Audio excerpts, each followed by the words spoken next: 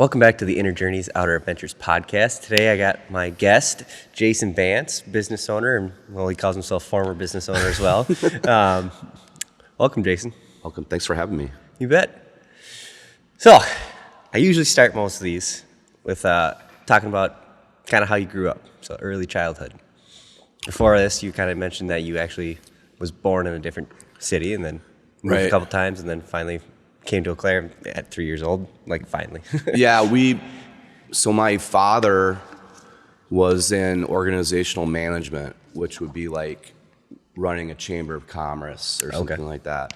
And so he did that. He grew up in South Dakota, but before I was born, they moved to Rhinelander, which is about as north as you can get before you get to Canada. Yep. And I was born there. I have a brother and a sister that were I think Chris would have been like 5, and my sister would have been 1 or 2. Okay. And then my dad got offered the position of the head of tourism for Madison. That's when they first started their tourism department or whatever you want to call it. So we moved down there, and we were there for a year and a half, and then Lee Marquardt, because my dad was in the car business before he was doing that. Okay. And Lee Marquardt heard about Dad, and he needed a general sales manager for his store on Claremont Avenue. And so we moved, it would have been 1974, 75. And then I grew up here. I've been here ever since. Yeah. You know, other than going to school, and then I moved different places after college and so on. But yeah. Right.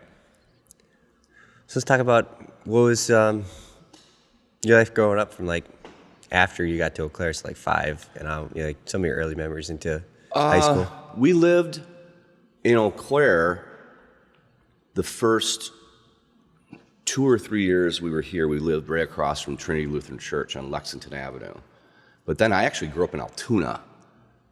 You know, but I mean, Altoona, Eau Claire, they're connected. Like, I don't think people really know when they're in Altoona and when they're in Eau Claire. Right, yeah. You know, and we lived right on the city line, right off of, wouldn't be Stein, but, Fairfax. Mm-hmm. We lived on Sherwin Avenue, close to the golf course. I liked Altoona. It was smaller. Like, I graduated in 1990 with 90 people. Yeah. Which was kind of odd coincidence. Well, that's what I kind of graduated with, about that many people at my Yeah. And, you know, I don't know, it was smaller, you know, Memorial at that time, because that's where I probably would have went to school if we lived in Eau Claire. I think Memorial at that time had 400 or 500 students. That's a big difference. Yeah, but it was weird because because of the proximity to Eau Claire, I ended up being friends with a lot of Eau Claire people as well as Altoona. Mm-hmm. But yeah, I was probably 5 or 6 when we moved to Altoona. Okay. Yeah, I enjoyed it. I liked it. Did you play any sports growing up? I didn't. I was in, my brother played hockey. My sister played basketball for a while. I was in debate. I was in forensics. Okay. I was in theater. Yeah. Music. I was in the show choir. A lot of my friends were athletes. But no, my dad wasn't real athletic. And I think a lot of that you get from your parents, the exposure. Yeah. Like my dad never hunted, therefore I never hunted. I think the first time I hunted was 2 or 3 years ago for pheasant. Oh, really? Yeah, we go every year. My brother and I and a bunch of our friends go every year to Gregory, South Dakota, and pheasant hunt. But no, I just never really got into athletics. Okay. You know. All right. So, did you have any jobs as you got into middle school, high school? The first job I had was I was 13 and was washing cars at my dad's dealership, which was the worst job ever because, you know, you're working with chemicals. Oh, yeah. My job for a while was taking off bumper stickers. So you had this stuff called pre-cleaner, and you'd have to wipe it with pre-cleaner, and then you kind of just peel it off. Mm-hmm. But I would get the pre-cleaner in my nails, and it would sting for like after working, till like 4 or 5 o'clock. Your hands would just sting from all that pre-cleaner. But then I worked in grocery stores. I worked at Duke's Finer Foods, which was right down here where that Menards storage is. Okay. And then I did odd jobs. I had a lawn. I did people's lawns. I think I had 5 or 6 lawns that I did. Okay. I just kind of, odd jobs and stuff like that, but mostly at the dealership, Yeah. I remember I was 13 and it was the first or last day of school. And so the next day, I went out with my friends and whatever. And the next day, it's 7 o'clock in the morning. And I'm thinking, oh, great, I get to sleep until like 11, 12 o'clock. And Dad goes, come on, we gotta go to work. And I don't remember him telling me. He says he did, but Yeah. I'm like, what do you mean? He goes, well, you're gonna start washing cars. I'm 13, so he probably broke a lot of child labor laws at that point. But yeah, and then so every summer, that's what I do. I washed cars, I wrote service advisor, and then I sold for a while. Okay. Yeah. Yeah. And so your dad was managing. Was that when he was managing the No, that's store? when he bought. Yeah. So he bought Lee out in 1981. Okay. That was the store on Claremont because Lee got the Chevy franchise for Eau Claire and Chippewa, and so that's when he built the store out in Halley. Okay. So yeah, this is 1981. Gotcha. So, and then they moved to the new store, and we moved to the new store in 92. Okay. So All before I was born. crazy, isn't it? Yeah. Yeah. Makes me feel old. What did you notice about your dad, owning this car dealership and the things that he did on a daily basis? Well, he was on TV, so that that was kind of cool in a way, but also kind of a drag because you get picked on at school because you get on TV, your dad's on TV, But, yeah, the thing I remember about my dad is he would walk into a room and he would just gobble up the room. Really? Yeah, his personality was just so unique. Okay. Yeah. And he just kind of had this instant likability that I always was in awe of, I guess. Okay. Yeah.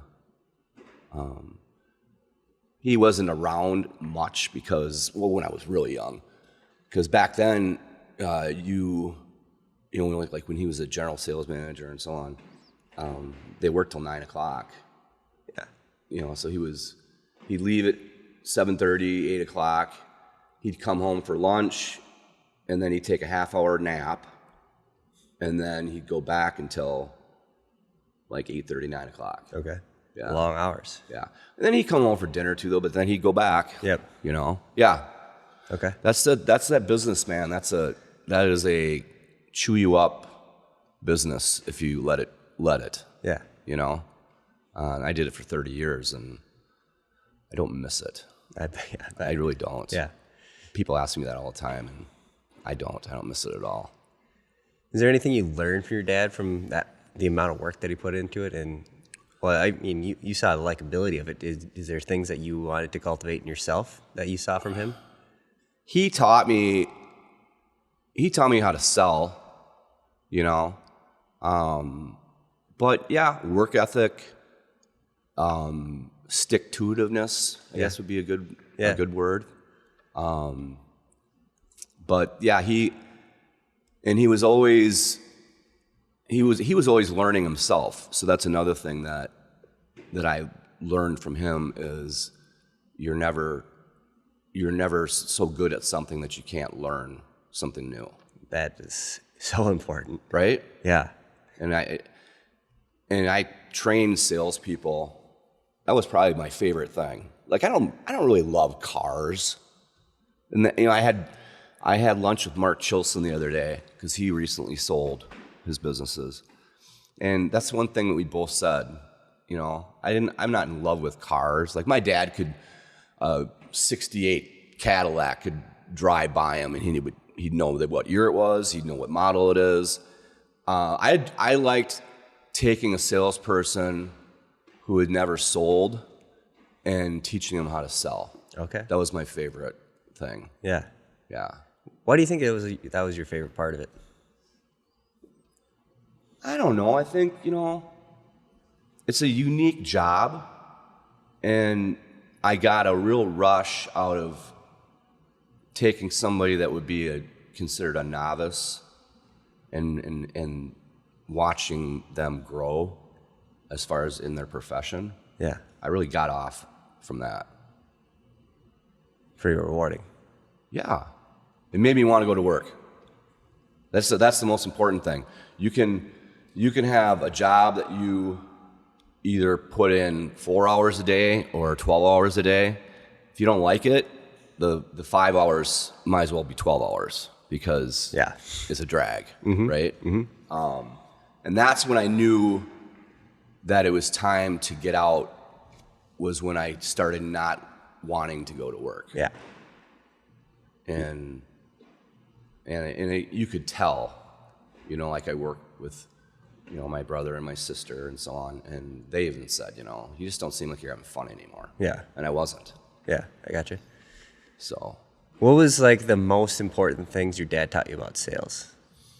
Use your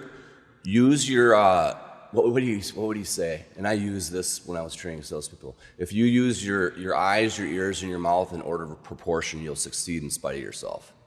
So listen, watch, and don't talk so much. Okay.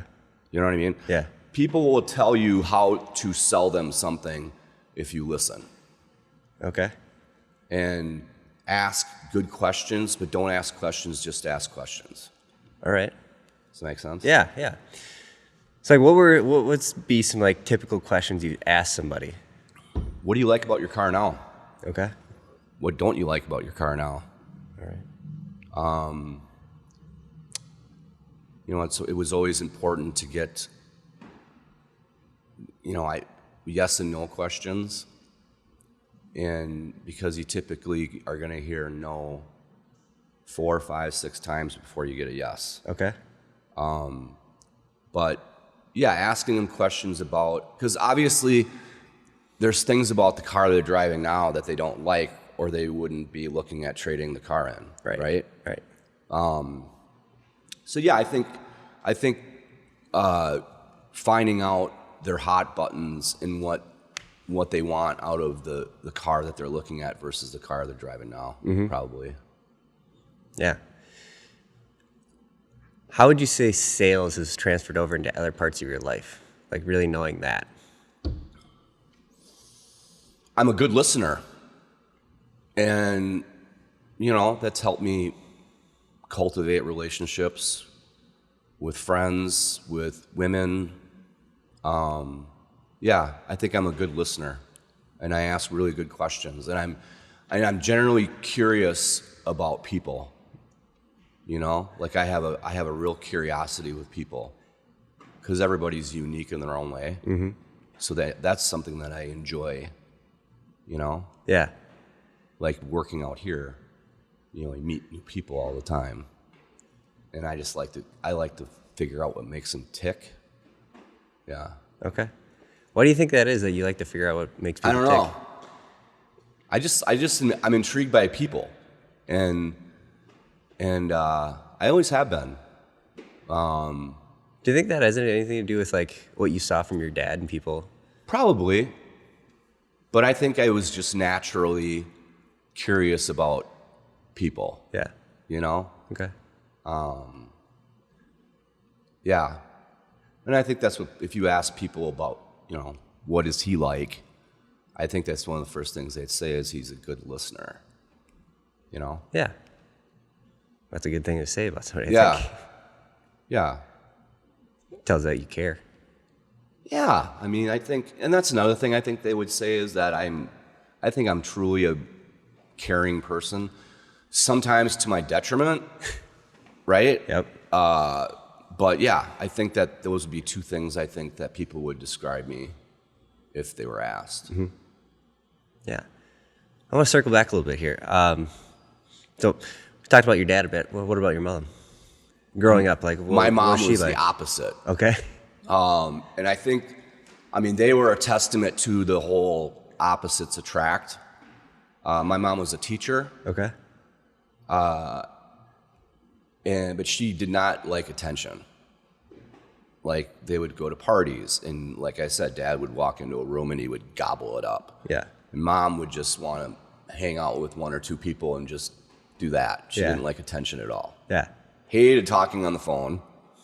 My dad wanted to put her into a Dale Carnegie course Yeah. Oh yeah. because she would answer the phone, and she just always sounded like she was put off by answering the phone. My mom, though, that's where I think I got my caring side, is from my mother. Okay. Yeah. They were just really different people, but really unique in their own way. Because I spent more time with my mom, obviously, because my dad worked so much.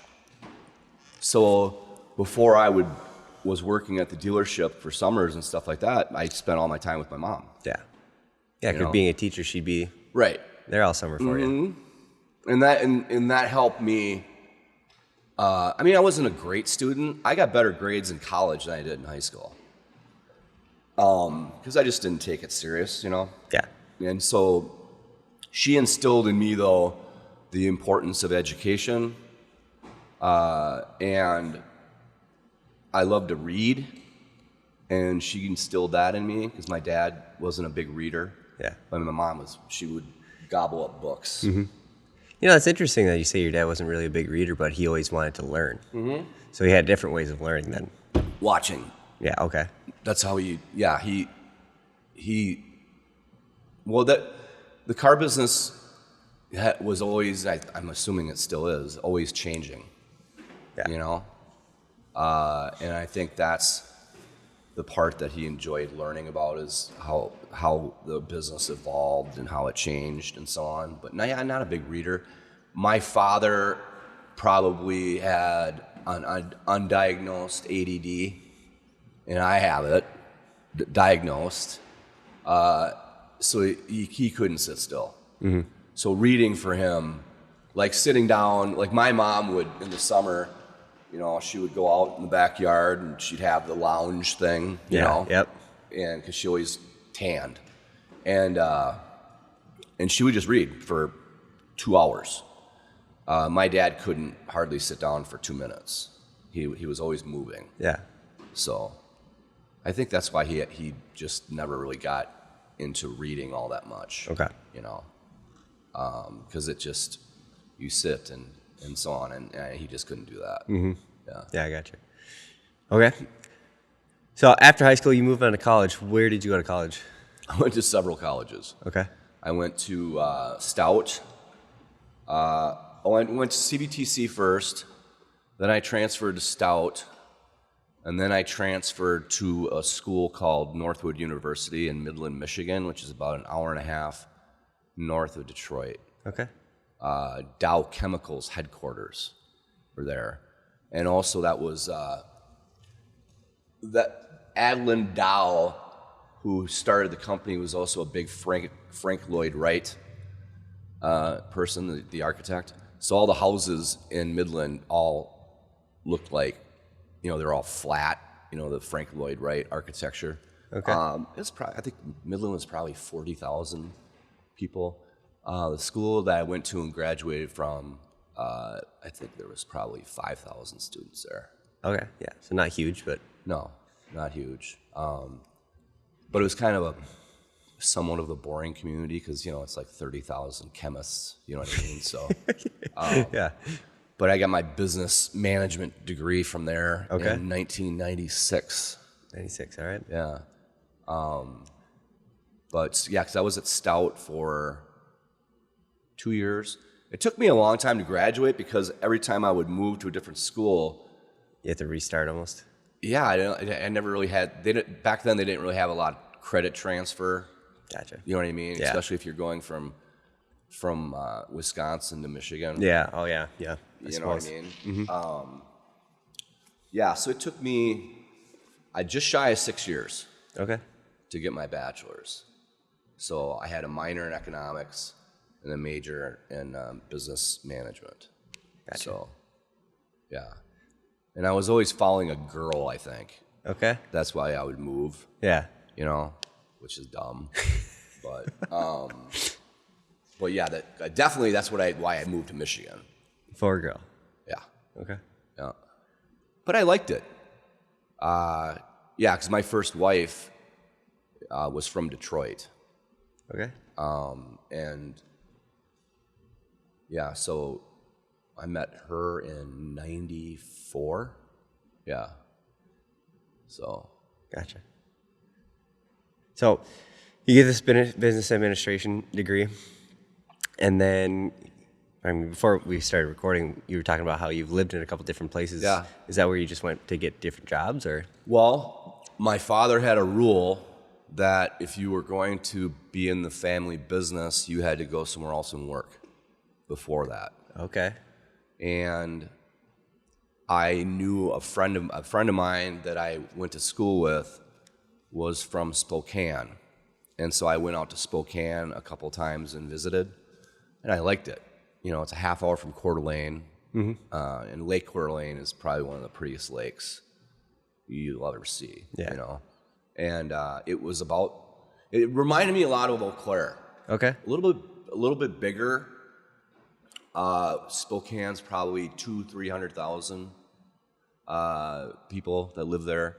But it had a neat arena, and they had tons of concerts all the time and stuff like that. So yeah, I packed up old used Suburban and just drove. And I was there for 2 years. Working at a car dealership? Yeah. Okay. Yep. Yeah, and he didn't care. Like my sister, instead of working at a car dealership, my sister worked for the manufacturer. She worked for General Motors. Okay, yeah. And then my brother worked for a Honda dealership in Rochester, Minnesota. But yeah, I was out there for 2 years, and I liked it. I still talk to some of the guys I worked with. Mm-hmm. But then my dad's service manager, who is Jerry Salter, who is Luke Salter's dad, he worked for my dad for 20-some years. And then he got an opportunity to buy a body shop in town. So Dad, I wasn't working in service, but Jerry kind of worked as like a pseudo general manager, so to speak. So he's like, well, if you're going to come back, this is the time to come back. Gotcha. So I came back. And I'm glad I did. I mean, I had thoughts about staying in Spokane. I'd never got advanced because they knew I was leaving at some point. Yeah. But I think I would have had opportunities for advancement if I committed to staying there. Right. So, yeah, there was like a 6-month period where I was kind of going back and forth with that. Mm-hmm.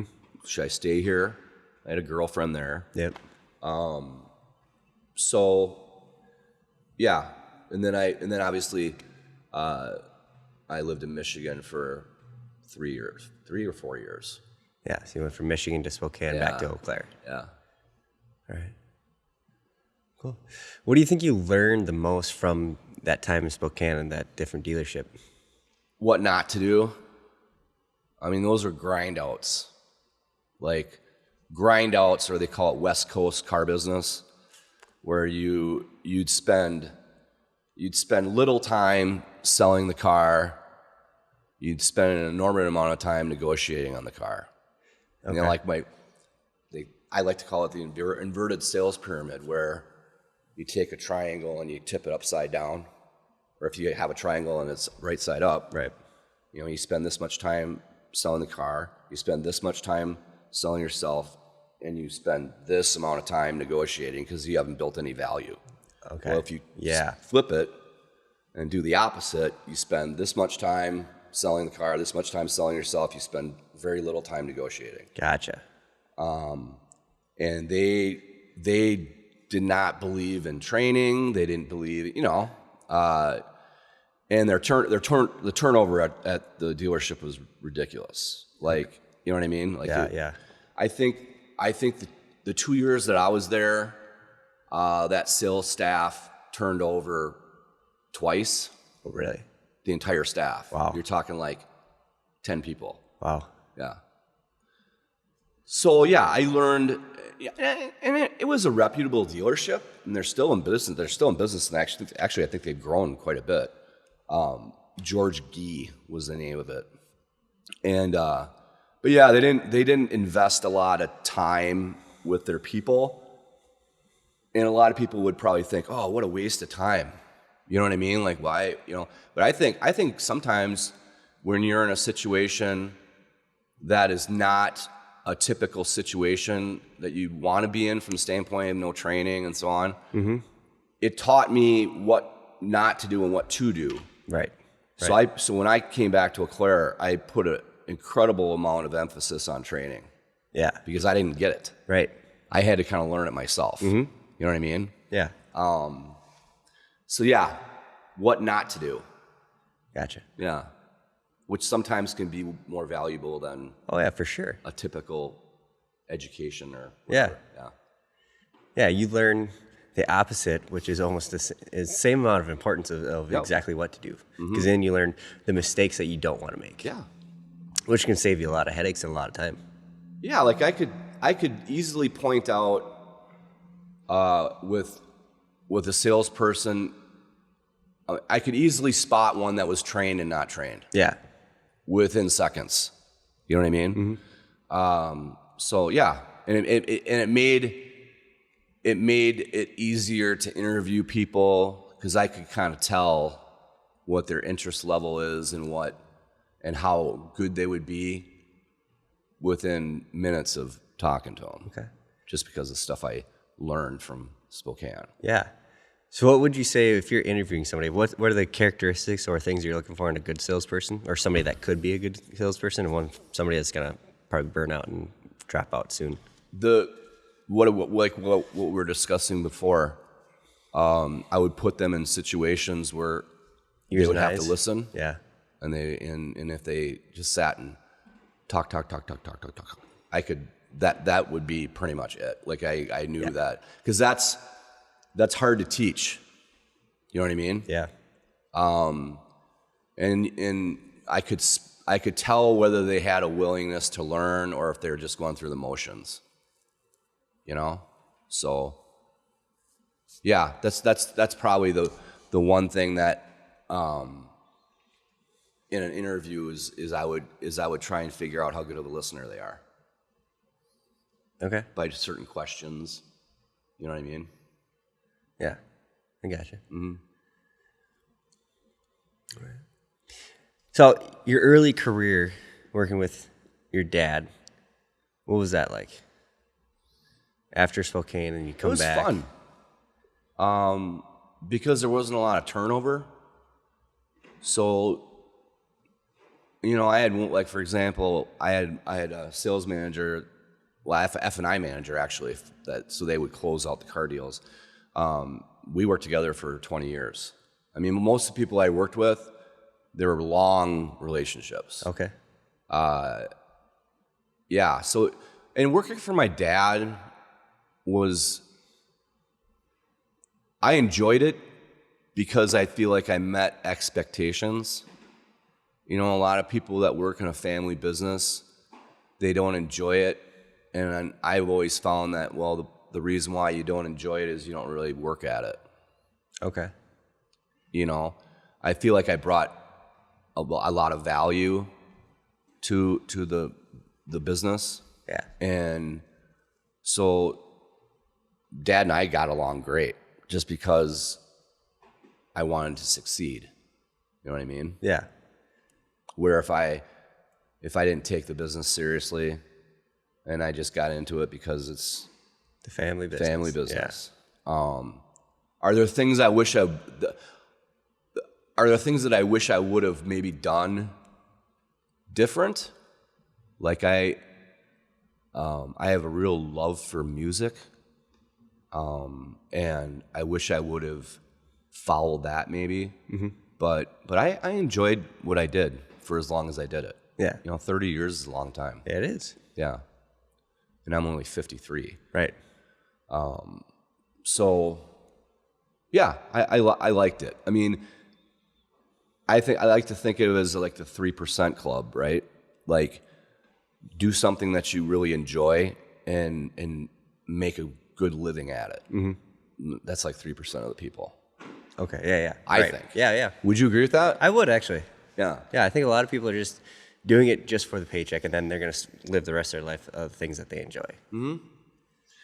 The thing that I have difficulty now is filling my time because the car business was so labor intensive. Right. Because you have to be at the dealership. You know what I mean? Like, because that's where your inventory is. Yep. That's where everything that you sell is in one spot. Right. And so now, I went from working 8 to 10 hours a day to not really working at all. And so I constantly have a changing bucket list to fill my time. Okay. Like I put one together when I left the business. One of it was learn how to play guitar, and I did that.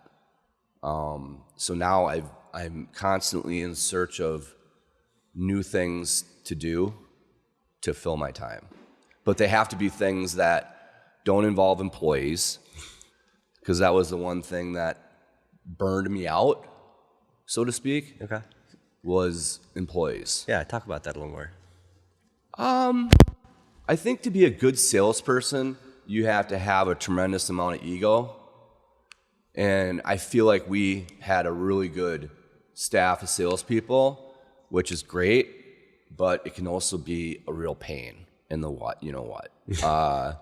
And especially during COVID, it just got to be, we had a sales staff of 12, and so every day going into work, you knew that you were going to be challenged by one of the 12, if not 3 of the 12, if not 6 of the 12.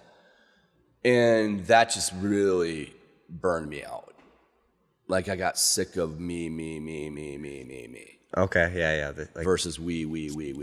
And it's not a team sport. You know what I mean?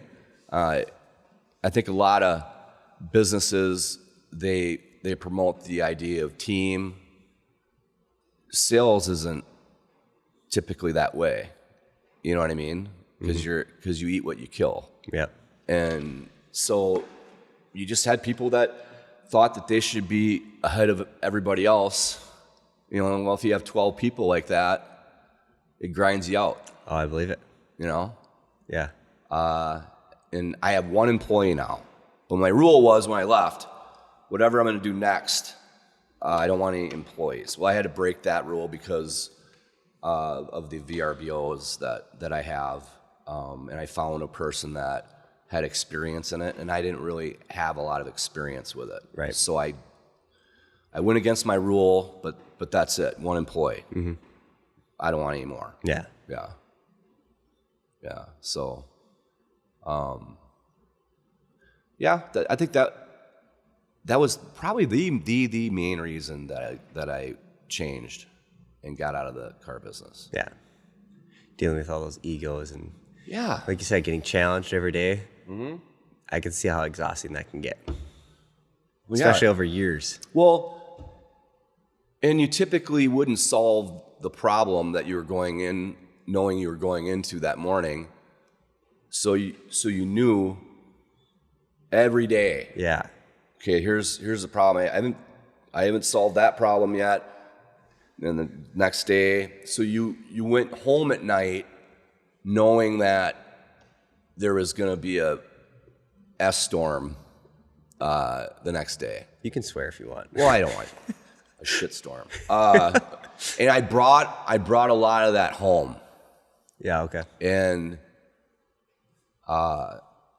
my kids tell me all the time, that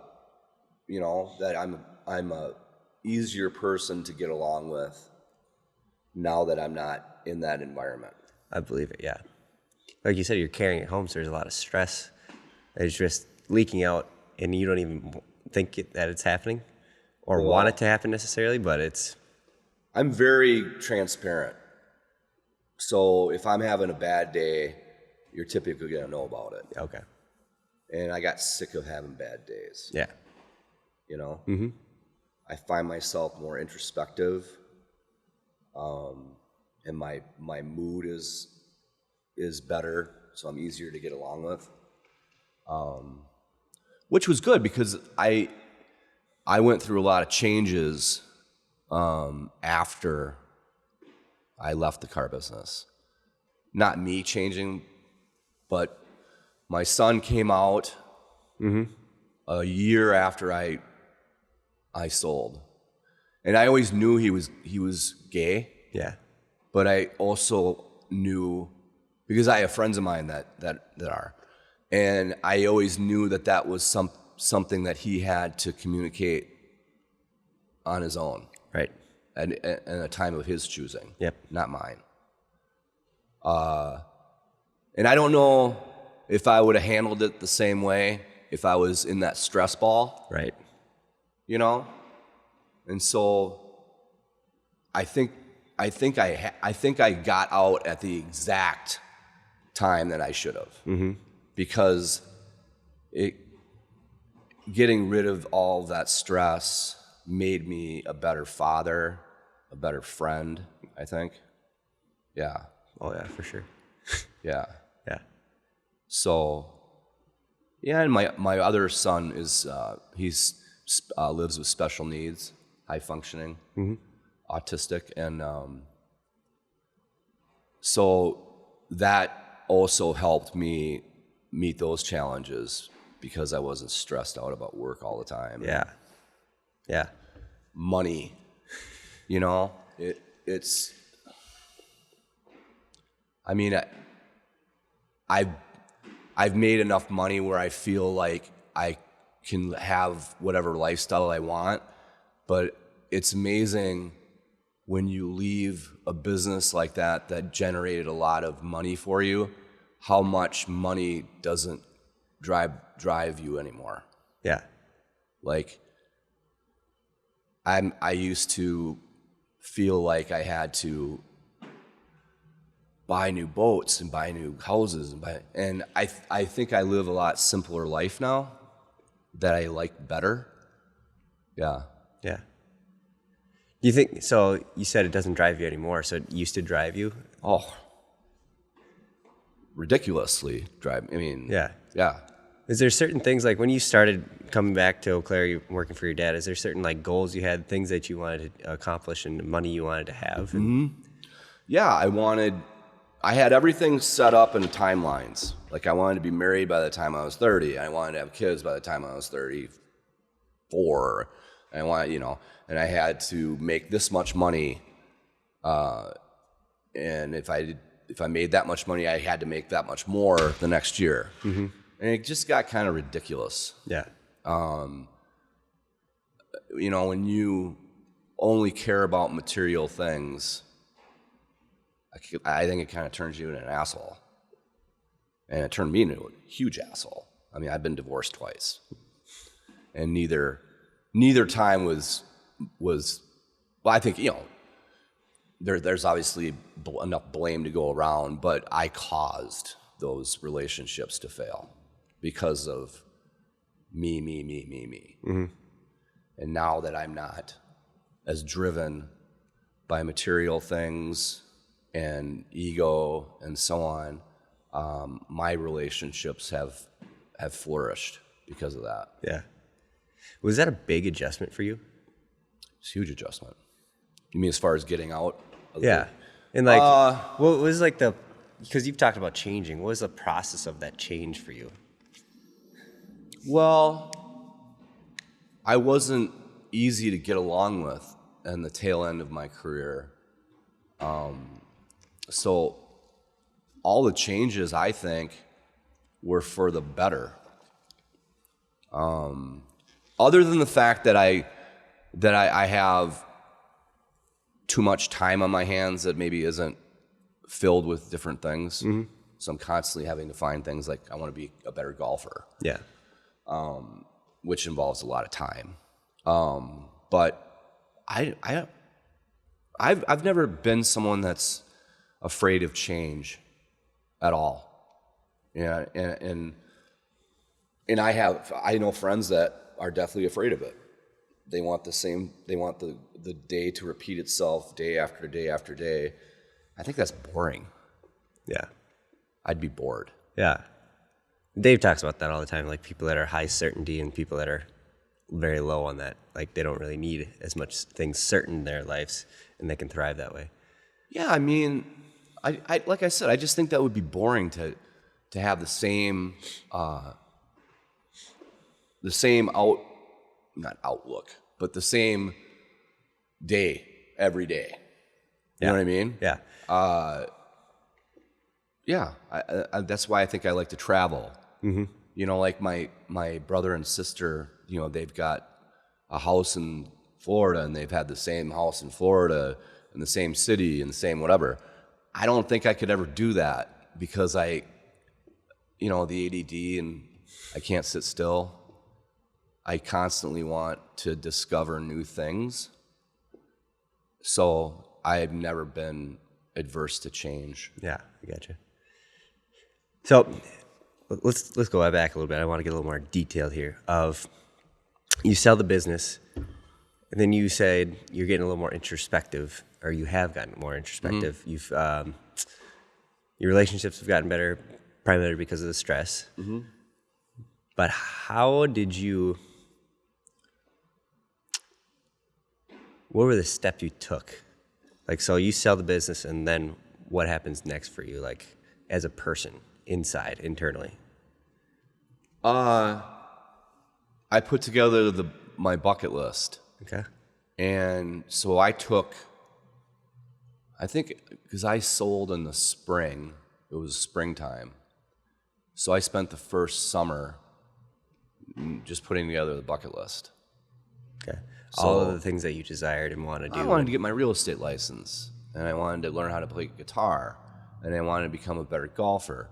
But I also wanted to become a better father. I wanted to become a better mate to whoever I was with. So I took a real good inner look at myself, and I disposed of the things I didn't like about myself and kept the things I did. Did you know there was things that you weren't doing well at the tail end of your business? So you already knew, like, something here needs to change. Yeah, because I wasn't having fun anymore. Right. And my relationship with my siblings suffered.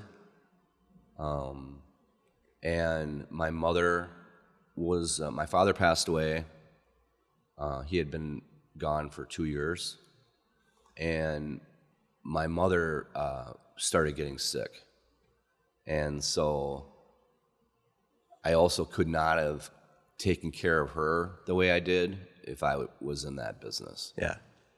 So, yeah, there were things that I knew. I just knew I hated my job and I wanted to change. And because I wasn't afraid of change, it was easy. Yeah. You took that step. The hard part was identifying that I didn't like my job anymore. Yeah. You know what I mean? Like, because I was only 50. And you probably had similar days. Yeah. When you're there, like a lot of the same problems and the same people and the similar problems. Yeah. Different people. Right. Every day. You know? And the customers got different, I think. Oh, talk about that a little bit. The car business has always been difficult from the standpoint of, it's always been, what do they call that book? Buying Car for Dummies. And they, you got to negotiate. And there's always more room. And you know what I mean? Yeah, okay. So I felt like I was walking around with a tin cup in my hand all the time, And I got sick of the people involved. whether it be employees or customers. Yeah. I just got sick of it. Yeah. Do you think the customers were trying to get more out of the deal? Yeah, or? they're trained that way, right? Right? I mean, you don't walk into a grocery store and grab a thing of milk and negotiate with the clerk, Yeah. but we're trained to do that with cars and with houses, right? So people, they're automatically defensive when they come in. Gotcha. And that wasn't hard to deal with for a lot of years, but the last 2 years, 3 years that I was there, I just couldn't stand it. Gotcha. Just got sick of it. Yeah. All right. Talk about your relationship with your children as you were in that business. So as their early life, what was that like? What do you remember? Well, because of the fact that I went through a divorce, my youngest was only 2. Okay. So I feel like I put them through a lot of unnecessary changes. And I don't know, I just wasn't a person, I don't think I was a super great dad. And I was gone a lot, you know? And yeah, so I think that's, if I would say one thing that I've benefited from making that change would be the relationship with my kids. Yeah. Because my kids are very different. Each one's super different. And my relationship with my kids is better than it's ever been. Yeah. Yeah. Do you feel like you had a relationship with your kids as they were growing up? Yeah. Yeah. And I had a good relationship, but I think I could have been a better father, for sure. Just like being there more, or? Yeah. Being present. Yeah. Yeah. Because there's a difference of being there and being present, right? I can be somewhere and not be present. Yeah. You know what I mean? Yeah. And I did that. No, I just find that I get a lot more phone calls now wanting advice, you know what I mean? Yeah. And I think they rely on me a lot more now than they did because I wasn't really around. Even if I was around, I wasn't around. Right. So I think that's a big benefit to doing what I did as far as getting out of that business. I think it really, really improved the relationship with my kids. Yeah. And I had to have a good relationship with the kids because there was so much changing, you know, like with Dylan and his, coming out, you know, and he does drag. And I don't know. I think I have a lot more of an open mind to things than I did. Okay. Yeah. Yeah. Why do you think that is? Is it because there's no more external stress always on you? Well, Because you don't feel like you're if you're closed off? stressed about something, it typically bleeds into everything else, right? Yeah. Yeah.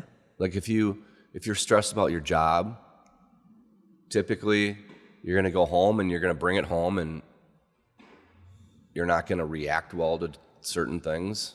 Short And, fuse. Yeah, and I think I was more open to new things and change and so on. I mean, I've always, like I said, I've never been afraid of change, but I feel like I was more open to things changing. So, yeah. And I think that in itself helped the relationship with my kids. Yeah. That's awesome. Yeah. Yeah, especially like with Aiden too, like he you know, to get him to where he is now, he's going to be 22 this next month. You know, that took a lot of time and a lot of focus that I didn't have when I was in the car business. Yeah. Like you said, you'd be there for 10, 12 hours a day, every day. Yep. Saturdays. You know, so weekends, you know, we didn't my parents had a cabin on Lake Holcomb, but I wouldn't want to go there at 6 o'clock at night on a Saturday. Yeah. And then have to turn around and come back on Sunday. So yeah, I have obviously a lot more disposable time, and I try to use that time with my kids as much as I can. Now my daughter moved to Woodbury recently. She's coming. Actually, today is her birthday. She's going to turn 23 today. So I spend a lot of time on the phone with her and stuff like that. But yeah, I can dedicate more of myself to the kids than I could before. Yeah. Well, let's talk about the future for you. What does that look like? What are you going to do? I don't know. You've talked about the bucket list before. Have you already gone through? Well, the real estate license, I got that. I learned how to play guitar. So I'm in the process of refilling the bucket list. Okay. Like literally right now. Yeah. I don't know. I have to take some time and figure out what my next move is. That's why I like coming here, because like with Dave, you know, it's a workout, and I have to have a trainer because I can cancel an appointment with myself super easy, right? I don't like doing it when there's another person involved, and it's almost like going into a shrink. Yeah, with Dave. Yeah. So that, like we were just talking about it last week. You know, what do you want to do now? What do you know? I don't know. See, I like to travel a lot, so that makes it difficult with a new career. Oh, yeah. And especially when you're 53, you know, starting a new career at 53 is very hard, very difficult. Why? And finding another career that allots me the time that I want to do other things. So I might not do anything. Yeah. I don't know. Why do you think it's hard at 53 to start a new career? Because I'm not hungry. Like when I started my career in the car business, I was really hungry. I was obviously more energetic. Yeah, and so it's hard to start over with something else. So I might, I don't know. Depends what that bucket list looks like, and I don't know what it looks like right now. Mm-hmm. It's a good question, but it's a hard one to answer because I don't know. And I like not knowing. It doesn't bother me. Right. Like I don't have to do anything. You know, I've been blessed, and I did well financially. And when I sold, I did well financially. And so it's hard to be hungry when there's no lack of food. Yeah. Does that make sense? Yeah. You know, and so I don't know. I gotta figure that out. Okay. But I don't have to do it today, and I don't have to do it tomorrow, and I don't have to do it next week or next month. That's kind of the cool thing. Yeah. I would say you're at peace with yourself. Oh, for sure. Yeah, I don't, the biggest thing I think for someone to live with is regret. I don't have a lot of regrets. Yeah. Do you think it's impossible not to live without regret?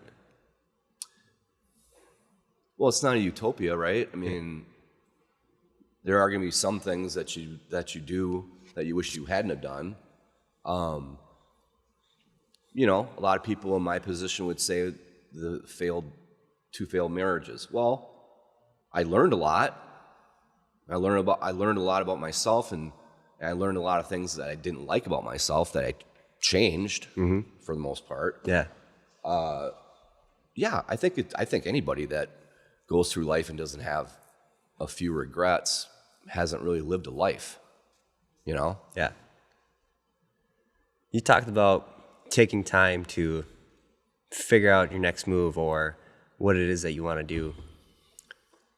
Do you think that's beneficial for somebody that was in the middle of their career, working really hard, to take some time to really understand what they want? Do I think that that's beneficial? Yeah. Do you think more people should do that? Oh, I think if you can redesign yourself at 50, yeah. But a lot of people can't do that. Why do you think they can't? Financially, it takes, it's a risk, and if you're not comfortable financially, it's difficult to do that, right? Yeah. But yeah, I think everybody should, if they can, unless a lot of people don't need to redesign themselves, because they're fine with how they are as it is. But a lot of people go through life hating their job, you know what I mean? And I think that bleeds negativity into everything else in your life. So I've told friends of mine that hate their job, so then their life, they're unhappy, so then they're unhappy with everything else, and I don't know. I just don't. Life's too short to be unhappy. Yeah. What are the keys to finding happiness, I should say? That's a good question. What have you found in your past couple of years of your introspection and thinking about everything? I feel like I'm more positive. Is that just a general outlook, more positive? Yeah. Like I don't get up in the morning and not want to start the day. You know what I mean? Yeah. So that's one. Yeah. And Find that positivity, right? yeah. And I feel like more people want to be around me because of that. Yeah. It's infectious. Yeah. I mean, like you said, look at Dave. That's one of the most positive people you ever meet. For sure. And people want to be near him.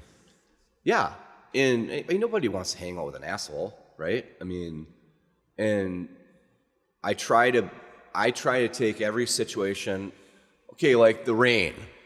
First of all, what the hell are you going to do about it? Nothing. Right. So I learned to not worry about things that I can't control. I love it. Right? Yeah. So, this rain, Well, actually, if you want to look at a positive with it, we didn't have any snow, and so farmers didn't have the snow melt, the moisture in the soil, so it's a good thing. Mm-hmm. And what, are you going to melt? I mean, no, it's rain, right? And you can enjoy a day like this more because of the 3 days of rain that you've had previous, right? Yep. So, I don't know. I think that I look at situations different, and I try to pull positives out of them versus negatives. That's such a difference. And I wasn't like that. Yeah. 5, 6, 7 years ago. Yeah. Find the positivity in everything. Don't focus on the things you can't control. Mm-hmm. Right. Yeah, because I don't know. You're an audience of one if you're going to be negative all the time, right? No one's going to want to be around you. No one's going to, like when I play golf, and there's a couple of people that I play golf with on a regular basis, and they just are so unbelievably hard on themselves. And I just don't get that. Like, first world problems really bug me. Yeah. People that complain about things that they shouldn't complain about, Be glad that you're in a position where you can take 4 hours a day and chase around a little white ball. Yeah. A lot of people don't have that afforded to them, right? Mm-hmm. So stop whining about it all. I don't. That's the thing. Like my golf game hasn't improved, probably because I don't take it too serious. Yeah.